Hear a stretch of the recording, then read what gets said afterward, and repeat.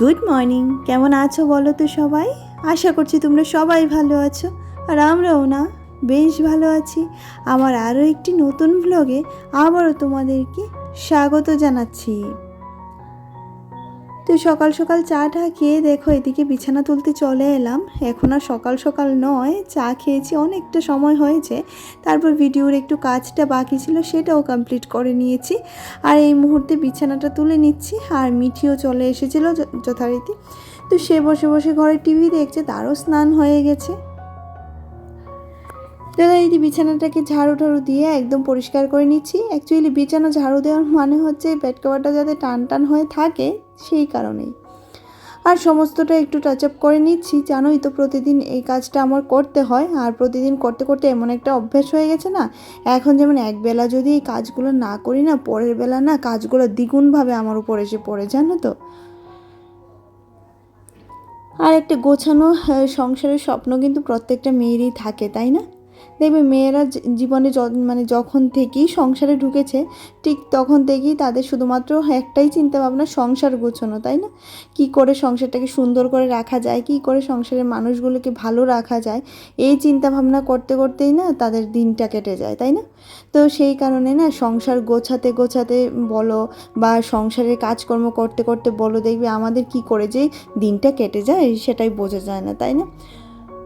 আর সমস্ত ফার্নিচারগুলি ঝাড়াঝাড়ি করার পর এবার একটু মুছে নিচ্ছি, কারণ এই যে ঝাড়াঝাড়ির পর একটু আধটু ধুলোবালি পড়ে, সেটাও না এইগুলোতে এসে পড়ে, জানো তো। তো সেই কারণে একটু ভালো করে মুছে মুছে পরিষ্কারটা করে নিচ্ছি। আর যেহেতু ঘরে সমস্ত ফার্নিচারই মোটামুটি কালো বলতে পারো, তো সেই কারণে না ধুলোবালিগুলো যখন পড়ে একদম সুন্দর করে বোঝা যায়, জানো তো। সেই কারণে আমি এগুলাকে যখন ঝাড়াঝাড়ি করি তখন সঙ্গে সঙ্গেই মুছে নেওয়ার চেষ্টাটা করি। আর এদিকে এবার এই ঘরেও চলে এলাম। এই ঘরে না ধুলাবালির চাপটা অনেকটাই কম আছে, কেন কি জানি না।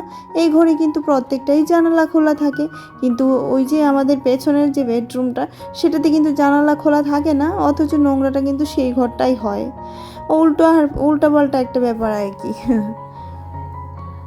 তো যথারীতি বিছানাটাও গুছিয়ে নিচ্ছি। বিছানা নোংরা হয়নি, কারণ মিঠিমা আজকে এসে ওর স্কুল ড্রেসগুলো এখানে রাখিনি, সেই কারণে। আর ওর স্কুল ড্রেস এসে এখানে একটা ওইখানে একটা রাখে, কতদিন বলি, ওর নাকি স্কুল থেকে আসলে অনেকটা আর ভালো লাগে না, তো সেই কারণে না এমনিতেই রেখে দেয়। আর রান্নাবান্না আজকে কিছু করতে হয়নি, কারণ এখানে দেখো এই যে তোমার চিকেন দেখতে পাচ্ছ, এটা গতকালকে একজন এসেছিলো বলেছিলাম, তো চিকেনটা আনা হয়েছিল। আর এই মুহূর্তে মিঠির জন্য ভাতটা গরম করে নিলাম, আর সাথে চিকেনও নিয়ে নিলাম, এবার ওকে খাইয়ে দেবো। আর আজকে যেহেতু মানডে, মিঠির পড়ার চাপটা একটু বেশি আছে, কারণ 3টে থেকে ওর ম্যাথ ক্লাস আছে, তারপর ও টিচারের বাড়ি আছে 6টায়। তো সেই কারণে না ওকে খাইয়ে এবার একটু রেস্ট করতে বলবো, তারপর ওকে রেস্ট করিয়ে রেখে আমরাও খেয়ে নেব। আর এদিকে দেখো খাওয়া দাওয়ার পর এবার সমস্ত কিছুটা পরিষ্কার করে নিচ্ছি। আজকে খাওয়া দাওয়ার সাথে সাথেই করিনি, কারণ খুব বেশি তো নোংরা হয়নি, যেহেতু রান্নাবান্না কিছুই হয়নি। তো সেই কারণে খাওয়া দাওয়ার পর একেবারে খাওয়া দাওয়ার বাসনগুলির সাথেই সমস্তটা পরিষ্কার করে নিচ্ছি। আর এই মুহূর্তে এতটা রোদ উঠেছে, যা নোংরা বাজে ওয়েদার করেছে কি বলবো। আকাশটা দেখাচ্ছে যে বৃষ্টি হবে, কিন্তু এদিকে দেখো আবার টনটনে হয়ে রোদও উঠেছে। আর এই রোদটা না নেওয়া যাচ্ছে না, ভীষণ গরম লাগছে, জানো তো বন্ধুরা। তো যথারীতি এখান থেকে বেরোতে পারলে এবার বাঁচি। আর ভালো লাগে না, রান্না থাকুক না থাকুক, রান্নাঘরের যেই টুকিটাকি কাজগুলো না, সেগুলো তো প্রত্যেক দিনই থাকে, তাই না? রান্না থাকলেও আমাদের ছুটি নেই, রান্না না থাকলেও আমাদের কিন্তু ছুটি নেই, তাই না? তো দেখো এবার সমস্ত বাসনপত্রটা ধুয়ে না এবার উপুর করে রেখে দেবো, আর মেয়েকে নিয়ে এবার ছুটতে হবে। তবে আজকে আর এই মুহূর্তে আমি যাচ্ছি না, আমি আনার সময় যাব। ওর পাপা যাবে এখন, কারণ গতকালকে আমাদের একটু ঘুমোতে দেরি হয়ে গেছিলো, আর এখন শরীরটা না আর ভালো লাগছে না। একটু যদি না শোই, এনার্জিটা শরীরের না ফুলফিল হবে না। তো সেই কারণে এবার দরজা ঘর লাগিয়ে ও দেখলাম এই মুহূর্তে আবার রেডিও হয়ে গেছে, টাইম হয়ে গেছে যাওয়ার। এই যে ও চলেও গেল, আর আমি চলে এলাম ছাদে যে সকালবেলা কাপড় চোপড়গুলো ধুয়ে মেলে দিয়েছিলাম, সেগুলো তো আর তোলা হয়নি, তো ভাবলাম সেগুলো তুলে নিয়ে যাই। আর ছাদে এসে না আকাশটা এত সুন্দর, কি যে ভালো লাগছে, ভীষণ সুন্দর লাগছে আকাশটা, খুব ভালো লাগছে। তো যথারীতি কাপড় চোপড়গুলো তুলে নিই। হ্যাঁ, আর গরম কিন্তু কমছে না ভাই, গরম প্রচুর গরম পড়েছে আজকে, জানো তো।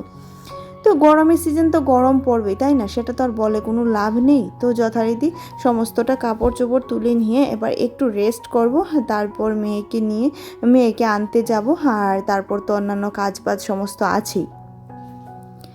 সারাটা দিন না কী করেছি কেটে যায় সেটাই বোঝা যায় না। তবে একদিকে ভালোই, ব্যস্ত জীবনটা আমি বরাবরই ভীষণ ভালোবাসি। আর আকাশটা যেদিকে যাচ্ছি সেদিকেই ভীষণ সুন্দর, ভীষণ সুন্দর। তো বেশ ভালো লাগছে দেখে, জানো তো। তো মিঠিমা চলে গেছে, তারপর আনতে আবার আমাকে যেতে হবে। আর আকাশটা বেশ ভালো লাগছে দেখে, তাই তোমাদের সাথে আবারও একবার শেয়ার করছি।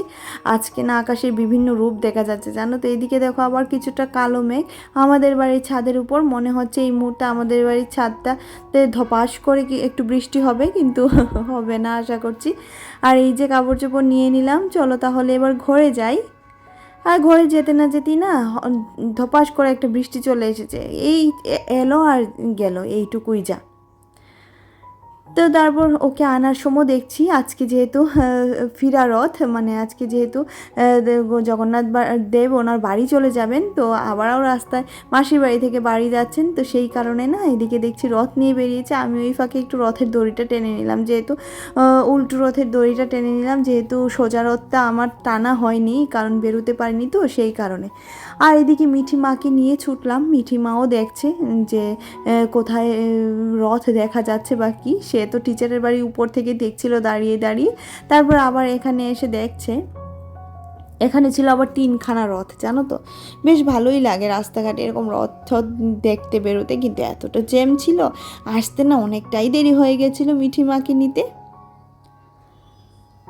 আর এই যে ওকে বলছিলাম রথের দড়ি টানবি নাকি, বলছে না এখন দেরি হয়ে যাবে। সত্যি গো, ওর আবার টিচার আছে 6টা থেকে, অনেকটাই দেরি হয়ে যাবে। এদিকে এসে এবার ওর খাওয়ারটা আমি রেডি করে নিচ্ছি, কর্নফ্লেক্স আর দুধ। এই মুহূর্তে ওকে এটাই খাইয়ে দেবো, আর এটাই সহজ মনে হচ্ছে।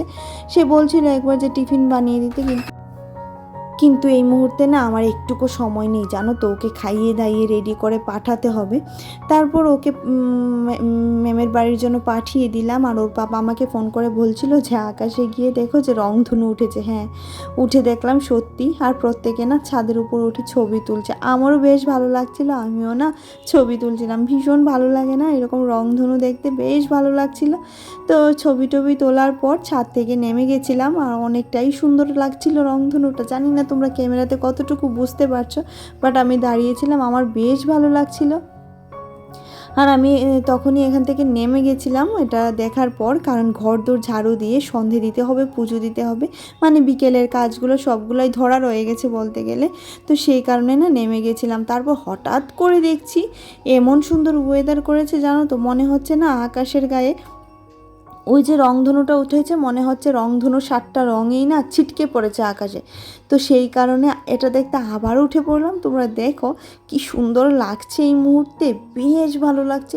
মনে হচ্ছে ভীষণ জোর বৃষ্টি হবে, কিন্তু বৃষ্টি না আসেনি। তো এদিকে দেখো ভ্যারাইটিস রকমের কালার দেখতে পাচ্ছ আকাশে, ভীষণ সুন্দর, ভীষণ সুন্দর লাগছে। আর সেটা দেখে, আর এরকম আকাশ দেখলে না আমার ভীষণ ভয় করে, জানো তো। মনে হয় যেমন আকাশের মধ্যে কেউ আগুন ধরিয়ে দিয়েছে, এমন লাগে। তো এরকম আকাশ আমি বরাবরই ভীষণ ভয় পাই। তো যথারীতি তাড়াতাড়ি করে দৌড়ে ঘরে চলে যাব, কারণ মিঠির পাপা এই মুহূর্তে কেউই বাড়িতে নেই। তো সেই কারণে ওর পাপাই আবার বলছিল দেখো না আকাশটা কি সুন্দর লাগছে, সবাই ছবি তুলছিল, কি হলো আজকে আকাশটা এত সুন্দর। আর সারাদিন না এই ছাদ নিচ করতে করতেই না দিনটা কেটে গেল। কেন বলতো, ওই আকাশ দেখতে 100বার উঠছি আর 100বার নামছি। তো এদিকে এসে গোপুসোনার সেবাও দিয়ে দিয়েছি। এবার যথারীতি গোপুসোনার বাসনপত্র সমস্তটাই মাজা হয়ে গেছে, যেহেতু সকালবেলা উঠে আবার পুজো দিতে হবে সেই কারণে। আর এদিকে মিঠির পাপা সিঙ্গারা নিয়ে এসেছিলো, সাথে তো তেঁতুলের চাটনি আছে। তো সেই কারণে না সিঙ্গারাটা খেতে বেশ ভালোই লাগছিল, যদিও বা আমি সিঙ্গারা খুব বেশি খাই না, আমার ভালোও লাগে না। তারপরেও ওই চাটনিটার জন্যই একমাত্র খাবো। তো এখানে বসে কিছুটা সবজি দেখো আমি কেটে নিচ্ছি আগামীকালকে রান্নার জন্য। তো সেই কারণে সবজিটা কেটে নিচ্ছি। বিশেষ করে এদিকে কাঁকরোলগুলি না পেকে গেছে, তো সেই কাঁকরোলগুলিকে ভাজি করব, যার জন্য কাঁকরোলগুলি কেটে নিচ্ছি। এখানে বর্ষার সময়ে না প্রত্যেকটা সবজির ভেতরে মানে এতটা পোকা বেরোচ্ছে কি বলবো। আর এই মুহূর্তে কাজগুলি করে না রাখলে কালকে আবার মানে সারা দিনের জন্য একটা সমস্যা হয়ে যাবে। কাটা থাকলে দেখবে যখন তখন রান্না করে নেওয়া যায়, তাই না? বাট কাটা না থাকলেই যত সমস্যা হয়ে যায়। তো সেই কারণে এইগুলা কাটবো, কেটে ফ্রিজে রাখবো। আর বাকিটা আজকে একটু পটল আলু দিয়ে রাতে ঝোল করব, কারণ চিকেন যা ছিল দুপুরবেলা খাওয়া হয়ে গেছে। তো সেই কারণে রাতে তো একটা কিছু লাগবেই। তো ভাবছি পটল আর আলু দিয়ে একটু ঝোল করবো আর ডিম সেদ্ধ দিয়ে দেবো, তাহলেই আমাদের হয়ে যাবে। তো এদিকে দেখো পটল আলুটাকে বসিয়ে দিলাম। এবার এটাকে ভালো করে ভাজা ভাজা করে যখন ভাজা হয়ে আসবে ঝোল দিয়ে দেখো নামিয়েও নিলাম। বেশ ভালো হয় ঝটপট তৈরি করা এই তরকারিটা। আর দেখো এখানে রান্না বান্না সমস্তটাই শেষ হয়ে গেছে। এবার মেয়েকে না আনতে যাব, আর মেয়েকে আনতে আমিও যাব। তো সেই কারণে তাড়াতাড়ি করে রান্নাটা করে নিলাম, সে যাতে এসে খেতে পারে, কারণ আজকে দুপুরে সে ঘুমায়নি। বলেছিলাম সে রেস্ট করবে, কিন্তু একটু করে রেস্ট করেনি। এদিকে দেখো বেরিয়ে গেলাম, চলো যাই। আর ওকে নিয়ে আসার সময় এই যে আমাদের বনমালীপুর রাম ঠাকুর আশ্রম, সেখানে প্রত্যেক দিনই সত্যনারায়ণের সিন্নি খাওয়ানো হয়। এসে দেখছিলাম সবাই সিন্নি খাচ্ছে, তো মেয়েও বলছিল মেয়েও খাবে, সাথে আমিও নিয়ে নিলাম। চলো তাহলে আজকের মতো আমার ভিডিওটি এখানেই রাখছি। ভিডিওতে কিছু ভালো লাগলে অবশ্যই চ্যানেলটিকে সাবস্ক্রাইব করে দিও, পাশে থাকা বেল আইকনটিও ক্লিক করে দিও। আর যারা যারা কাজটি করে রেখেছো তাদেরকে তো জানাচ্ছি অসংখ্য অসংখ্য ধন্যবাদ। আজকের মতো টাটা, বাই বাই।